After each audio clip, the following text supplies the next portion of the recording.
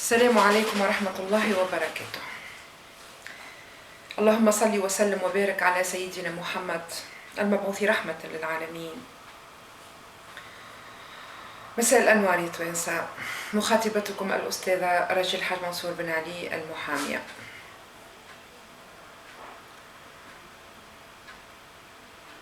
أنا يقلقني برشا كما يقلق جميع التوانسة الوضع اللي نحن فيه، سواء كان اجتماعيا أو أمنيا أو اقتصاديا. في الوقت الحاضر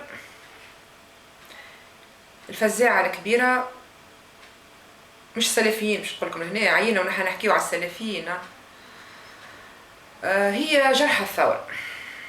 جرح الثورة منذ حكومة الغنوشي إلى حكومة السبسي إلى حكومة الجبالي، نعنيو في نفس الحكاية. قبل الانتخابات كل الأحزاب التونسية كانت تندد في حكومة السبسي وتلوم عليها إهمالها لجرح الثورة. بعد وصول الحكومة الشرعية لاحظنا وأن فما بطء في الاعتناء بجرح الثورة.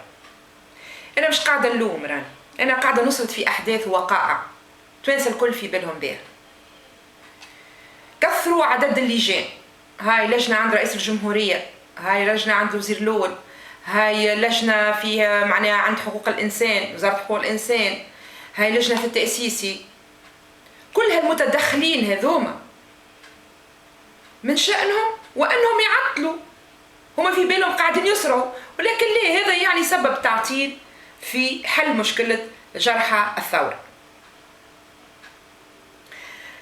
الاعتصام اللي توا تعمل قدام المجلس، قدام وزارة حقوق الإنسان، يعني هو يعني اللي باش يعتصم عنده الحق، عنده مطالباته، جرحى عندهم طلبات، قال لك يا سيدي انتوما همشتونا وما تليتوش بينا، ولو ان فما معناها مساعي لحل هالمشكل هذا. وخرجت علينا الحكومه وقالت لنا هاو شنو باش نعملوا لهم وهاو شنو عملنا. مش هذا المشكل. الجرحى هذوما ناس يعلم ربي بحالهم، صحيح فيهم ناس ما كانوش جرحى ثوره، لصقوا رواح مع الثوره. هذه حاجه مش جديده راهي على الشعب التونسي. حتى وقت معناها محاربه المستعمر الفرنسي فما ناس كانت قواده يعني، ومن بعد حطت رواحها من المناضلين.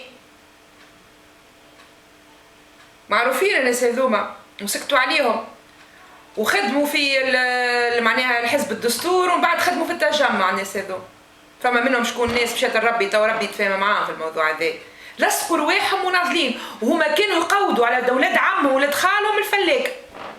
هكايا نحن زاد في الثوره التونسيه على ناس مش لصق رواح، مش خاطر هما مش يلصقوا رواحهم، نحن معناها نعطلوا الناس المجروحه حقا من الثوره. يظهرني 3 شهور ما فرزش روحه سي سمير ديلو، ماهوش معقول. لازم يكون فرز روحه واتصل بالجهات اللي هي متداخله معاه بخصوص الموضوع هذايا، باش ما تجيش احزاب سياسيه وشخصيات وطنيه تركب على الحدث هذا. انتوما عطيتوهم هديه على طبق باش يركبوا على الحدث هذا، وباش يسخن الطرح على اساس اهمال جرح الثوره. انا كي راه طالب عمره 26 سنه مخيط فمه بصراحه ما يلزك على المر، كان اللي امر منه في التاريخ نحن القريب. عندنا كان محمد عبو خيط فمه في السجن، هاو عندنا هذايا الثاني هذايا عبد القادر، هالطالب هذايا معناه يمشي يخيط فمه. يعني كان الواحد يرضى روحه باش يخيط فمه، لازم فما مشكله كبيره يعاني فيها وحد ما سمعوا، ويجي يدق عليهم الباب ويقولوا له ارجع غدوه.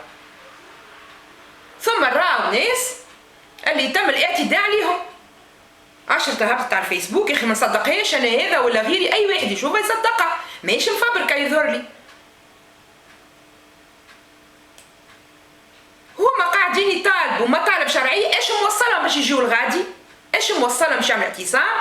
كان مش التباطؤ من قبل المهتمين بمساله جرح الثوره. وهذا نزيد ننبه الشعب التونسي وان الاحزاب الكل فرد قفه راهو لهنا، سواء كانت معارضه ولا هي في الحكومه في الترويكا، هما بيدهم زاد الترويكا داخلين في بعضهم. يعني قاعدين فما طنجره نتاع برغل تغلي في وسطهم. اكبر دليل على ذلك تسميه الولات، النهضه سميته حدها وما شاركتش الترويكا، ما شاركتش يعني بقيه معناها اطراف الترويكا. وبن جعفر قالوا الكلام هذا. انتوما باش تاكلوا بعضكم في الوقت كيما هذايا، هذايا ما يساعدش الشعب. فما ناس قاعده تربص بتونس من الداخل ومن الخارج، وخيانا من ليبيا وكهربين عائلات جايين الجنوب التونسي، هذايا لا ينبئ بخير. راه الحمله اللي عملها ساركوزي على الاسلاميين في فرنسا زاد كيف لا تنبئ بخير. الكل يصب في تونس، راه سواء كان معناه المشاكل نتاع ليبيا بصب في تونس ام ليبيا من تونس، واللي معناه يصير في فرنسا راهو نتاثروا به نحن في تونس لهنا. عاد ما نزيدوش نحن لهنا، يا اما معناها نقعدوا نقولوا نحن هنا قاعدين لاهيين وانتم الله اعلم كل واحد يحب من الترويكا ينعمل مؤتمر والتكتل والنهضه، كل واحد يحب الموضوع يحله هو وحده باش يقول انا عملت. يعيشكم نحيوا من هذه انا عملت، والثوره هذه قام بها الشعب الكل بدون ما تكونوا انتم في الحكم وبدون قيادات.